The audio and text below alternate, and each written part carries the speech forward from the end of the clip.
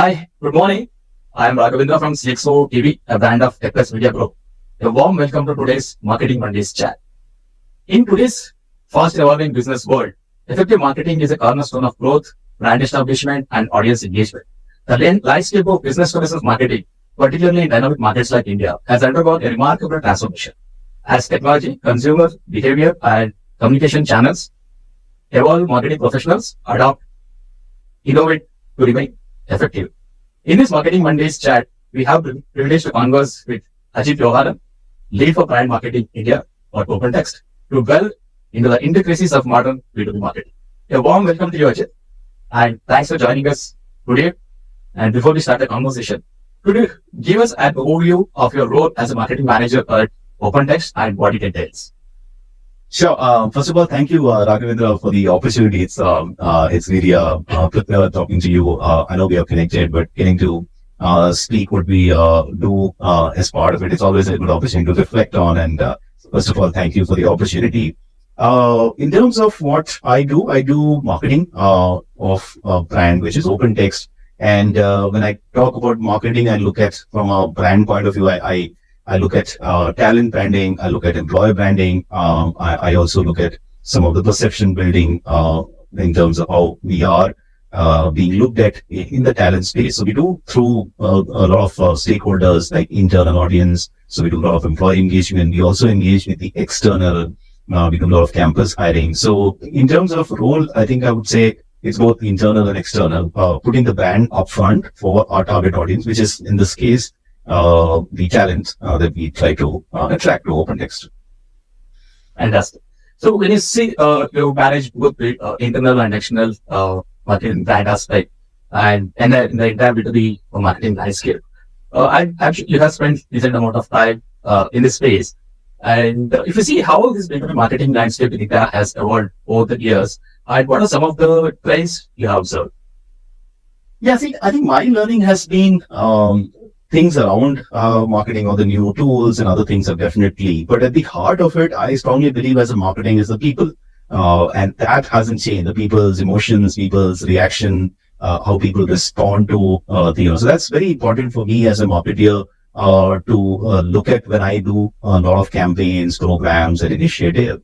We are technically a community of people, right? If you think whether it is when we approach and also we always take a lot of effort to get our story across to people in the way they like it. Now, there are a lot of tools available. We are using digital media. We're doing, has gone really advanced with an account-based marketing. And now with the generative AI coming in, the opportunities, it's huge, right?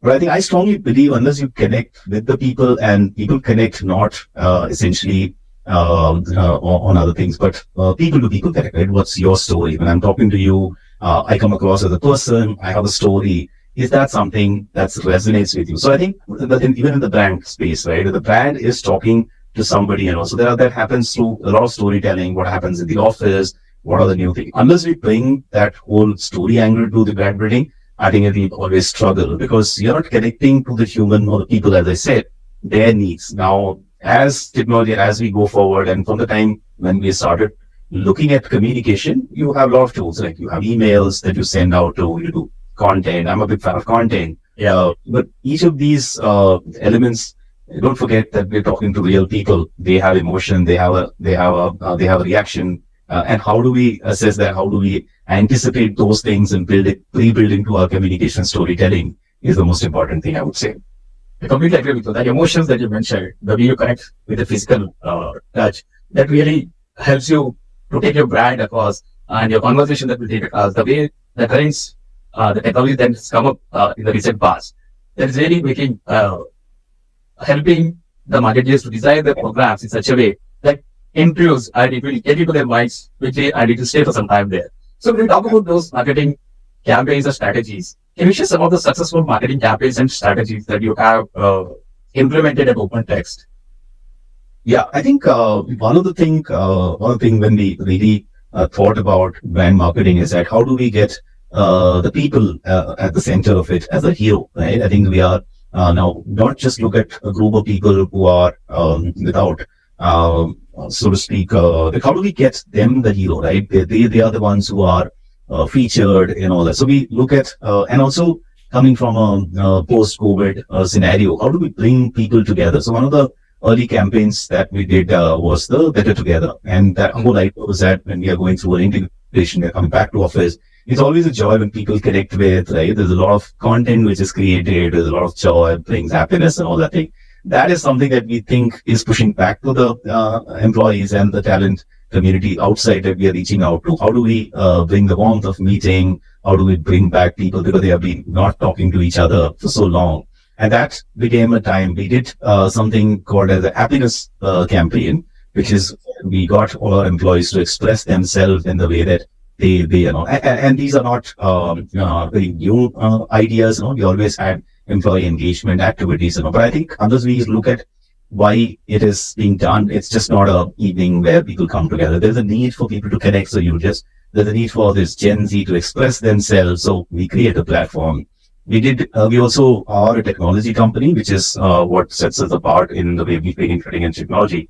So we did something like an innovation week for all our employees to know what the other teams coming in, a lot of ideas where people are working on new things, and that also brings in a lot of collaboration between the teams, right? I think they start looking at it. We have an office in Bangalore and in Hyderabad, and of course Chennai, Mumbai and Gurgaon as well. So I think all of this, the idea was that bring people closer, get them to interact, share their part of the story, what they are proud about working in a company like OpenText. I think these are some of the things that we thought. We also thought a big key stakeholders, customers, right? How do we get customers to also talk to our employees? So we launched a program called Blue Carpet Program, which is to bring customers to OpenText offices, where we give them a sense of the innovation that we do here. And they are all, they can leverage some of these innovations as they go about their digital transformation. So if you look at it, the whole idea of the campaign was to bring the brand alive through people. I'm repeating that. I know I'm kind of repeating, but I think that's the only way to build a brand which is very human centric. People are the ambassadors. They're the first ones to experience. We did a campus expedition. We went to a couple of colleges for just to know about what's the kind of students that we are attracting. We spoke to them, we told them what we are doing, we showed them, and we kind of got an opportunity to get feedback from them that how the brand is being perceived according to them. A lot of companies are coming to campuses, but we want to be saying that, okay, we are an empathetic brand, which is kind of relates to them, their aspirations. And I'm glad I have a lot of followers who actually look at some of this content, and we are helping them in their career. And that's a pure, I would say, opportunity and a pure joy to do that as well. Hope I Fantastic. Yes, fantastic, Ajit. I would just say pre-pandemic and during pandemic and post-pandemic, a lot of things have changed. The way we used to communicate, the way we used to engage has completely taken a shape in a different way during pandemic, and post-pandemic has taken to a different level altogether. Yeah. So during this period, I'm sure the post-pandemic you have engaged with your customers has brought you a lot of learnings to us, and even try different ways to engage with them with the new technologies that are in place. And just to take a leaf out of our conversation, last two questions. One thing you mentioned about content, which is really making waves in the current trend of marketing, where you have a lot of tools to utilize. There's so many things. The way you use the content, the way you consume the content, the way you disrupt the content, it's a lot of things. So, and content has become a cornerstone for B2B marketing. So how do you see content marketing evolving, and what are the types of content are proving most effective for B2B marketing? No, I think, absolutely.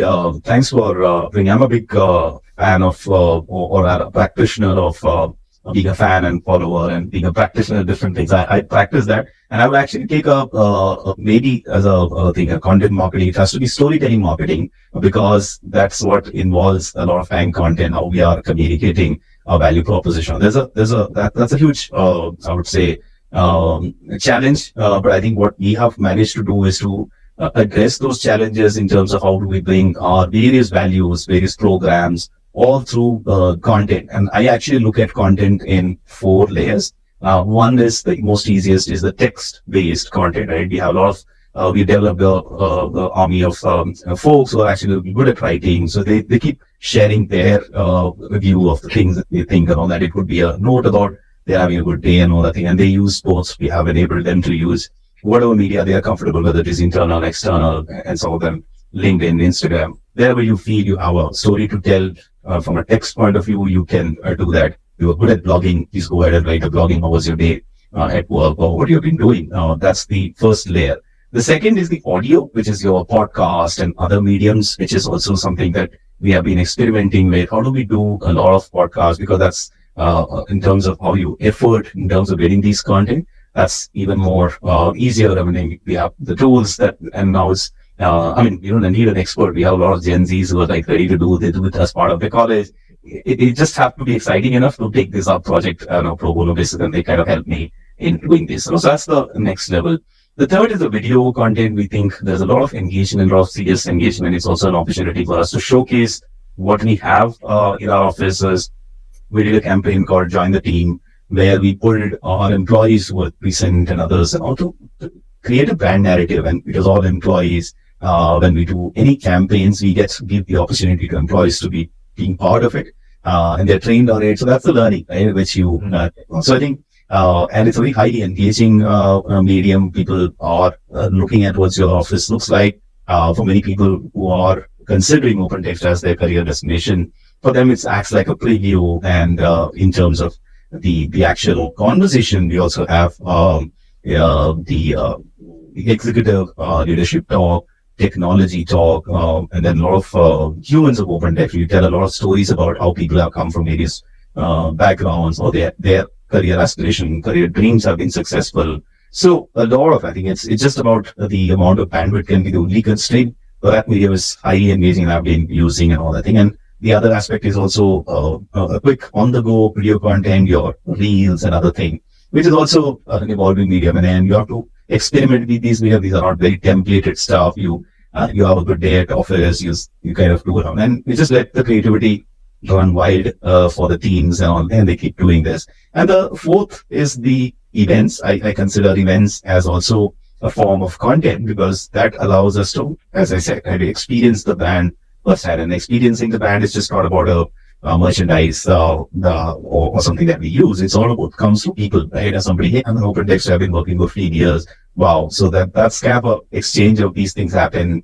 We have diversity, worldwide OpenText Women program, WOW program. So we keep hosting a lot of these events where they tell about what's their perspective on various things, and so encouraging to hear these stories. We also have a Gen Z panel, because we are also dealing with a lot of people who are just out of college. They see the workplace, what's their aspirations are. So I think a lot of these things come together we're doing hackathons. So we meet a bunch of techies, really, they come with a different set of attitude. A lot of people doing themselves when these festivities happen, which is also an aspect of office, right? To bring long-term friendships. All of that content and all of that happens during the events that we do regularly in our offices. So, so I think if you look at all of this together, has a potential to tell a story that what your brand stands for, and these things reflect, right? You will hear a lot of positive stories. You will hear a lot of positive around it, right? A lot of technology innovation through the Blue Carpet program. When we talk to customers, they come to, they also get a feel of, what do we actually stand for, which is one of the leading information management company. So through all of this, so I think content, again, if I just don't know, how do you make people become content creators in their own space, right? You and I are doing it, some sort of content experiments, I would say. But again, a lot more people start doing these 4 things, then the magic happens, right? I think then we have a larger brand story to be told. So the way the 4 contents that you mentioned is really, this will come to that one after the other, but this is making a lot of churn in the market, the way content is created. Yeah. The forms of the content created in a short span of time, and the way you assimilate to your community, to your network, and there's so many tools to do that. And it spreads fast. Even the way you imagine, it spreads so faster than that. So, and just keeping that in mind, what are the strategies that you employ to ensure your content resonates with your target audience, that drives engagements with your customers? Yeah, I think I would say look at it this way. I think the content that you're creating is in competition with a lot of things, right?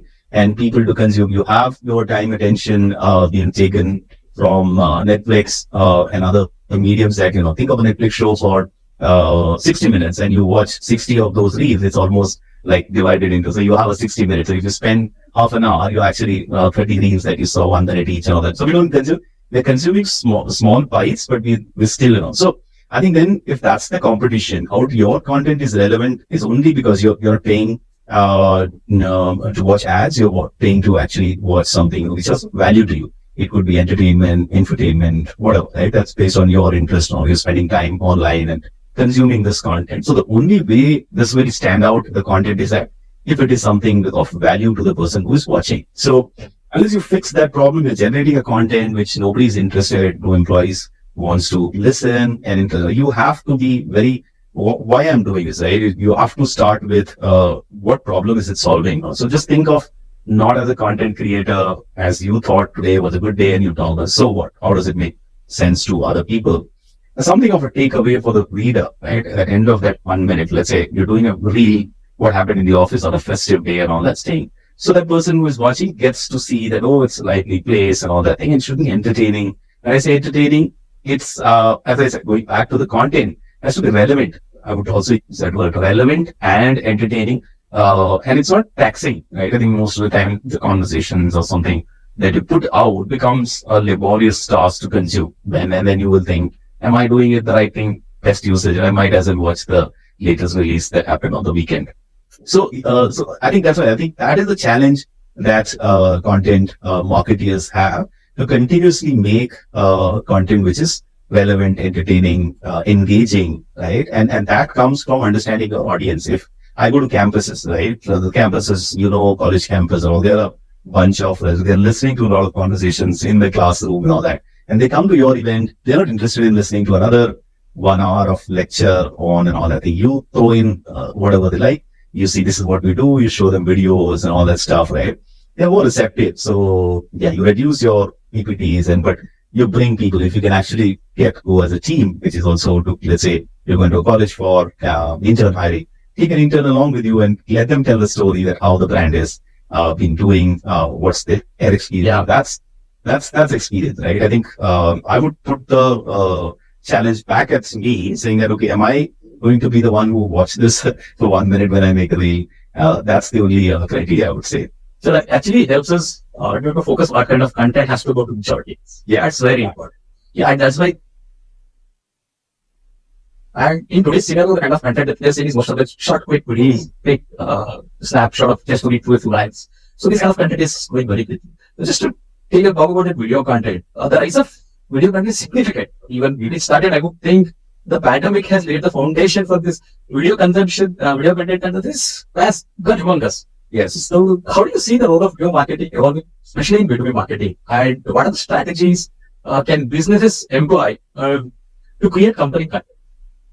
Yeah, I think it just, as you rightly said, I think it's all about quantity, the quality over quantity, right? That we all know how to win. So one of the challenges that we start measuring, obviously you will not reach the engagement levels which some of the early adopters will have and all that, like content creator, influencers, tech influencers, a lot of influencers and all. So it's a futile to actually compete with them. Now, when I say that you have an influence group, right? You have to define, let's say, a very targeted campaigns that you do in B2B and all that stuff. So when you put out a content, it's okay. You don't have like millions of likes and all that thing.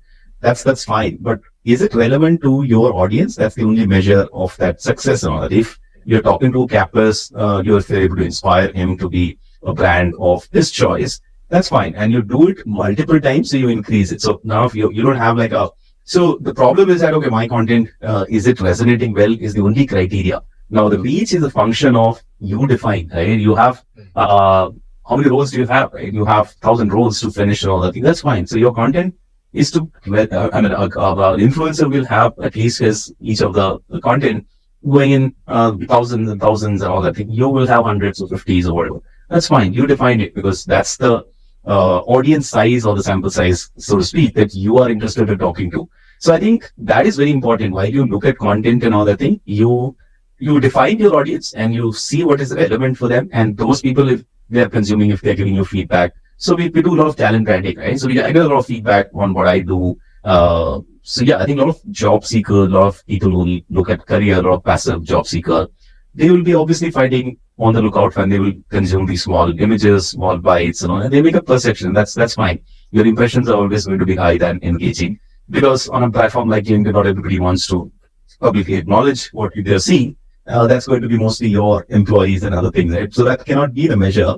But you have a lot of people who are actually consuming the content by just reading it and on, okay, this is what the brand is trying to tell me. I noted it. And that's what we should be focused on. We're not going to be winning, making millions of people follow your brand, because you're doing it with a purpose of attracting talent. And then the brief is completely different to a very, what do you say, individual content creator, because, or any of those who do practice that, they're free to do it, or what their mandate is different, right? I think my mandate as a brand marketer in the content space is completely different. I have to goal, so which is a lot more limited. So I think many people say, "Oh, what is the use of me putting up a content?" I say that's fine. Your influence group is more important to me, not you influencing the good work, right? So I do these social media workshops for the internal employees, because they say, "How do we contribute?" and all. Yeah, sure, you can, just by not just resharing the content, but take a moment to create a post or something that's very genuine, your content, right?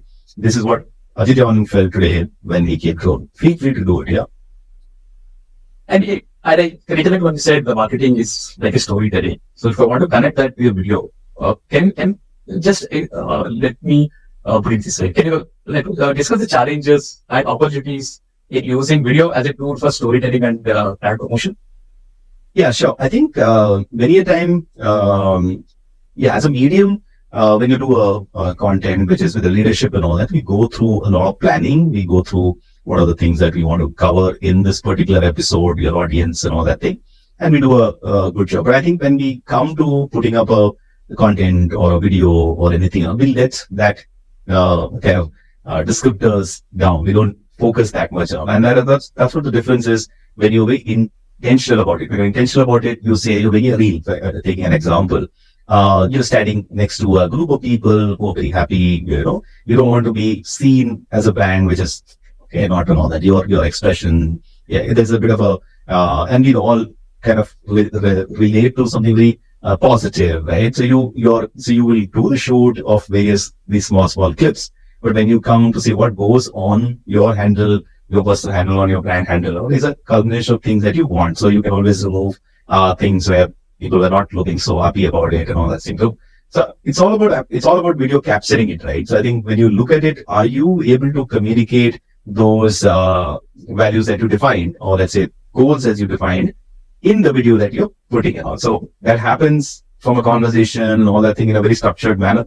But when it comes to these 1 minute, 30 second and all that thing, we put everything, which is not the best and all that thing. Would you do that if you were doing it with a leadership team? May not be, right? You will get up, but why then you think this is something to be like, and that is how the perception built, right? Or you have a lot. I'm not saying to fake what you are, what you want to. You still show reality in your day-to-day surroundings and all that. You don't have to do it, but you always have the choice of the video content, to pick the best that you want to. As going back to, right, your content has to be entertaining, engaging, event. So these things are the ones which decide. So it's always a challenge to find that, as you rightly said, storytelling while doing and all that thing, and we don't have too much time. You're doing it on the go and all that thing. But somewhere at the back of your mind, is the famous quote, right? You do advertising as if your family is watching. You pick up the whole thing, right? Are they finding it? Will you buy this? If you're watching it, will you like it? Will you share it? All of that. So that's something that you can always keep it at the back of your mind, that you are able to, everybody comes to office. Let's say yesterday I did a reel of some celebrations happening in the office, and the people who were part of it felt good about it and all that thing. And so what is it? So I was talking to somebody and I was saying, what are you doing? We just brought smiles to the people's faces and all that. That's all happened. Celebrations, people wearing the best and all that thing. But I think one emotion that we brought out was it just brought happiness to the people's faces. They're all nice and all that thing. So that's where you look at it, right? I think in your storytelling, happiness is an emotion that you're trying to communicate. And if that's what that's what you have heard, then your job is done, right? And you have to define, right? Okay, today is a moment that you want to talk about perseverance, right? Today you want to talk about your character, or your team, right? So you will make a content which shows that how good, how closely bonded your team is through that story. You have to have It's all what intent behind what you're putting. You can't be just mindless about what you're doing. it's all about what you want to communicate and how relevant it is to the reader or the listener or the people who are watching it. And it cannot be same content across. You have to be different to put each content to be different, addressing a different need, a different concern, or a different, it should address a different challenge altogether. Yeah. So, how do you approach this in the changing algorithms in the social media platform? When you speak about content, it's mostly across the social media. So, in the changing algorithms, how do you adapt your social media strategy to stay effective? Yeah, I think I think you rightly touched upon different mediums have different conversation going on. So you have to be relevant and you need to fit into it, right? LinkedIn content will not get you the same kind of reaction on Instagram, and maybe Instagram reel. So you have to really be mindful of. It could be an analogy. Could be okay when you go to the gym, right? You wear gym clothes because you want to be flexible. When you go to office, you have an office wear, and when you go for parties and other things, it's like you fitting into that whole narrative that you are trying to. I think because social media is also kind of similar thing. When you are in different platforms, on Twitter you have a different the platform. Sorry, it's now X, not Twitter anymore. So on the platform X, you really look at how that platform is adding to your brand, your point of view, and then you start working on Instagram. More people are coming there for entertaining themselves, having a good time, knowing what others are doing. So you tailor make your content accordingly. Then you have LinkedIn, where there's a little bit of thought leadership and trying to attract talent and those things. So the conversation is there. So context is very important for content. That's what I would say. In which content, in which context are you putting the content with the right kind of descriptors will help us solve. That is what I think. Yeah, I completely agree with you on the content and the context. And it all helps you to build your brand perception and to maintain the consistency across. And maintaining brand consistency is very crucial. Can you share your approach to ensure your brand messaging and reach remain consistent across different channels and different touch points? Yeah, I think it's an interesting question. Yeah, it's, as you rightly said, it's a challenge to actually maintain that and all. Unless you have some common guidelines, and many a time these are not written about and all that stuff, but you follow this. So I take a good example, as we do capture a lot of employee in their candid moments, whether it at events and others and all, and these pictures get communicated internally and all that stuff. So I would say we maintain a certain I don't know, a standard or whatever, a guideline to have a lot of moments that matter, right? So I would not use the word happy, but I think many a time when I'm interacting with somebody and all that stuff, there's a lot of joy that person is to it, because these are the moments that you will cherish. There's always a learning from somebody. It could be an intern, it could be somebody who has spent a lot of career in IT. There's a lot of learning and all that. When I'm having that conversation, that moment matters to me, right? And that's what the content that I've been always been trying to say and all. You're attending a 1 hour event, half an hour event, where you're listening to something, you're taking part in a conversation with a diversity leader, right? All of these are moments that you will always cherish. And as a marketer, am I able to capture those moments, right? And that's been something consistently we try to do. To actually, we had our customers coming in. There's a lot of learning that happens. That moment matters to them. Right? They always value that. That's what they're spending their time. So, and my job as a marketer, have I captured those? Obviously, the people, like they're talking, right? I'm definitely enjoying this conversation. This moment matters to me. And I'm going to always treasure and all that. And so, of course, we're not capturing this in a picture or whatever. But I think when we do this on a physical thing, people coming together, they're sharing, they're learning. So Innovation Week, when we did that, compared to a Happiness Week that we did, all of this consistently, these are moments where employees coming in touch with other employees, the brand, leadership, all of that. And my job as a marketer is to capture those moments so they can always remain, and these are put in the intranet and other places for them to go back and visit. Hey, look, this is when they go back, they have if not a story to tell, but a story to remember, right? And that's how memories are built. Great friendships at work. You're welcome. I think you will make a lot of mentors. You will mentor-mentee kind of a thing, right? You will learn from each other. And as a marketer, if I'm able to facilitate that, help someone I would be very happy that I can help them to real those. So really, coming to the point you said, sharing and learning, which everyone should enjoy, share, learn, relearn, and it definitely happens across all the personas that you touch base across your marketing, whether you are an external employee, internal employee, your customers, and what your customers are thinking, and how the team is approaching them, how we are communicating with them. Are there anything that we can learn, unlearn, relearn from them? How do you vision ourselves? How do we build that connect? So social media, the content and video is important. So how do you measure the success of your marketing efforts? And what are the metrics you consider most important? Yeah, let me put it this way. I will give a answer. I think the measure for me is that I went to these. I mean, this is like a real life example. And I go to a lot of these campuses, and now campuses have their own challenges, and we put across what we have to offer. We speak to them. We connect after these sessions through various means. Somebody might just ping me all the thing and say these are the things that they are struggling with. These are the help. My inbox will be filled with a lot of people DMing. We try to give as much possible. But then the real joy is that when people say that they were really inspired by this whole conversation, all thing, that's what I think is something that I will always treasure. And my measure, the way person, I mean, your metrics can be one way or another, but I think that when people are touched with what you have to offer, and you have to offer a few things, you helping them a little bit with their career, early careers and all that thing, and you help the people who come with a lot of baggage, sort of thinking and all that, and they're seeing these events, they're seeing this being part of it and all. They they bring smiles to the people and all that. And there's an innovator in technology he's passionate about, and also my hackathon, when I do it, they said, hey, I actually learned it. When I do an innovation week, somebody said, okay, this is something that we have been waiting for. I think my first measure of success would be that. I think getting those feedback, and somebody will say we could have done it better.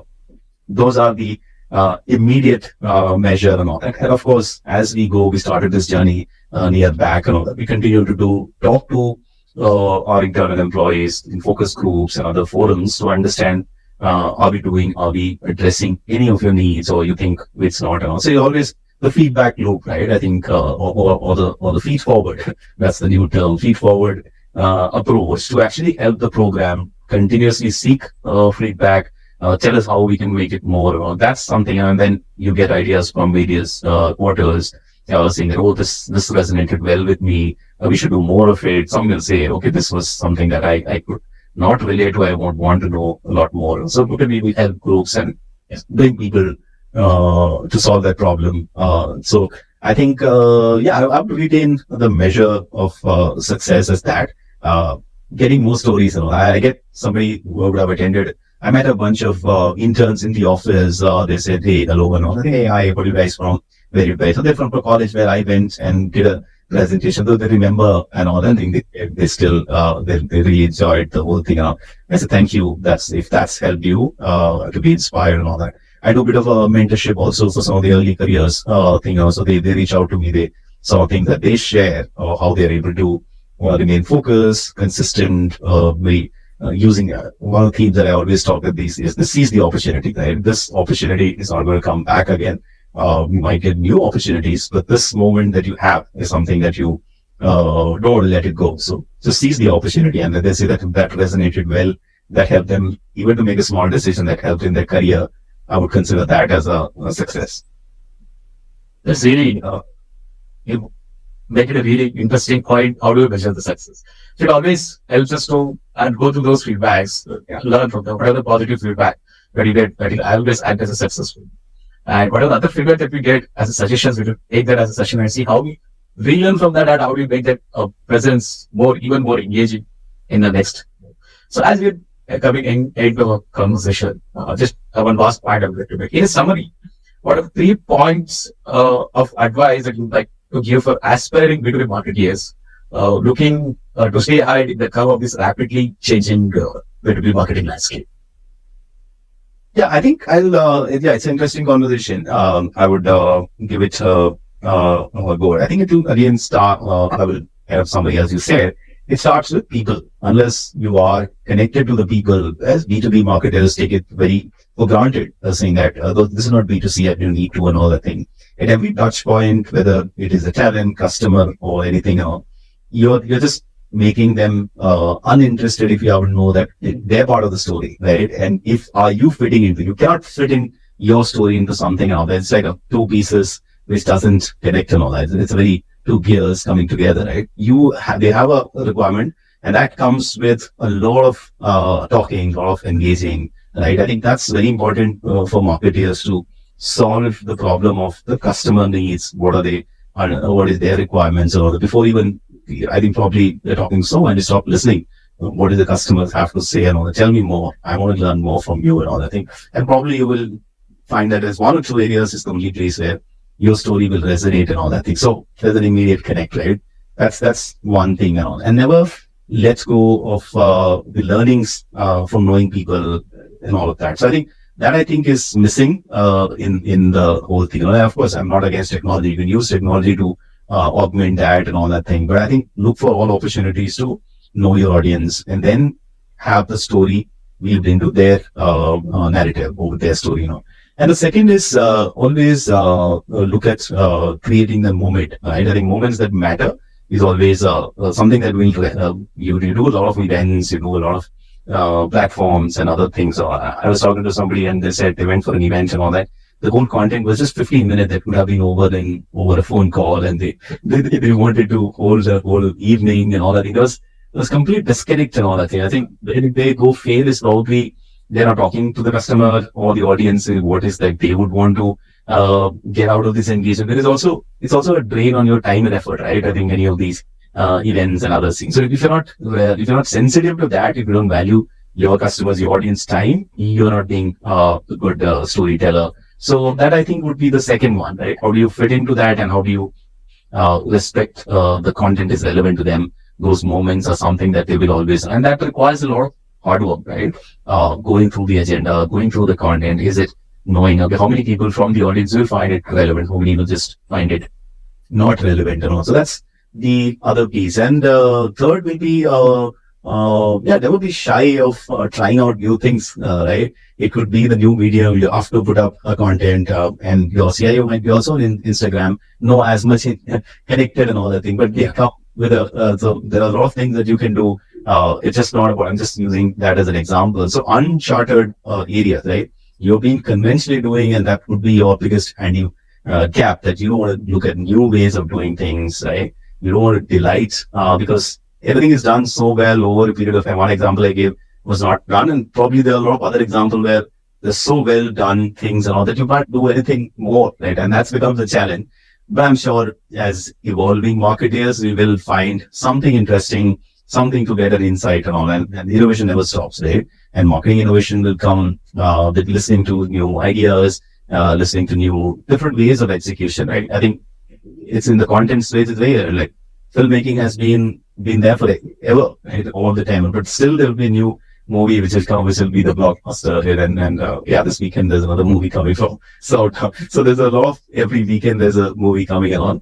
What are they doing differently is that they're innovating, right? I think the content, when you look at get inspired, you need to look at it. What is that a superstar or a musician does? That every time he has the same challenge we also have, right? We are creating something unique. You can't do that. This event we got sorted and all that thing. No, we never sorted, because you're competing with a lot of other similar events, and you're competing with time of the audience and all. So challenge yourself, be adventurous, look at the new way of doing things, and probably that's something will help you in your journey. Okay. So the innovation is always a part of B2B marketing, irrespective, even for every market, innovation has to be there. Now in the current scenario, you have a lot of current content available, the ways to disseminate it. So the way you address your customers' need, the way you put across yourself to address their pain points and get results to them, and the way how you communicate your solutions to them really makes sense. Whether it's social media or any innovation that you bring in, that really matters. Thanks a lot, Ajit, for your valuable insights and for sharing your expertise in the B2B marketing, particularly from that perspective. And it's been an enlightening conversation. And I'm sure our listeners and the aspiring B2B marketers will get a lot from it. Thank you once again. Thank you, Arvind. I think thanks for the opportunity. It's more, to reflect on these things that we do and all. So thank you for bringing back a lot of those things, and I hope it was helpful for your audience. And once again, thank you. Thank you. For more updates from CXO TV, please like and subscribe to our channel.